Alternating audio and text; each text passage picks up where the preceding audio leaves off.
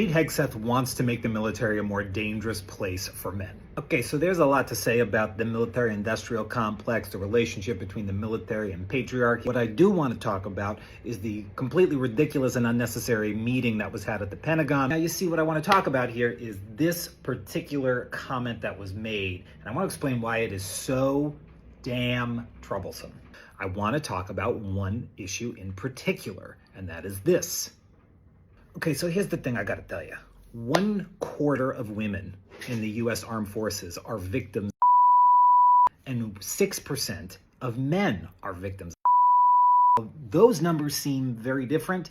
That does mean that the reality, because our armed forces is 80% men, more men are military than women. In 2023, that means there were about 115,000 incidents that we can potentially account for.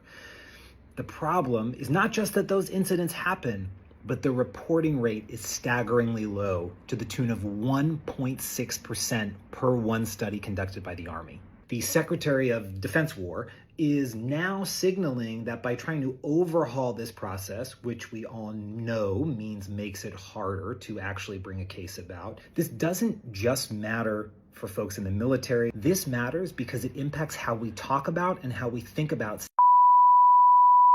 and what the reality of that is for men. And I don't just mean men as perpetrators, but I mean men as victims.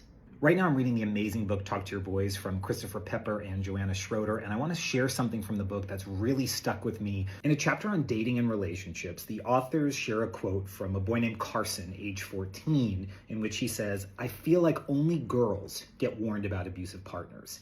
And I haven't been able to stop thinking about that since I read it. I look back on my childhood, and I'm pretty sure I never had a conversation about this either. A conversation that I, as a man, should not just be concerned about being a perpetrator of that kind of violence, but should also be thinking about how I could be a victim of it.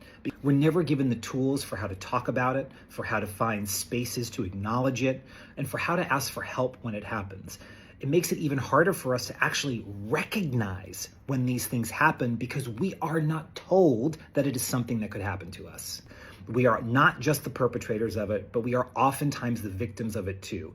And all we are doing by suppressing that narrative is making it more and more shameful and creating more hurt and broken victims and perpetrators.